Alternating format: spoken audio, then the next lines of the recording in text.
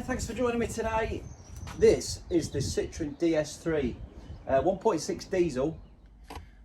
How to reset the service light on the Citroen DS3. What we do is press and hold the audio button. We put the key in the ignition and turn it on.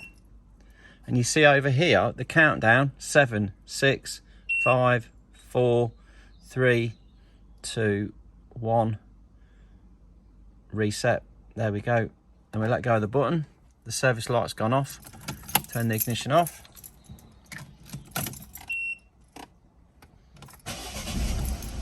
Bingo. That's that sorted. Service light's all reset. If that's helped you out, just drop me a little thumbs up, like and subscribe, and thanks for watching.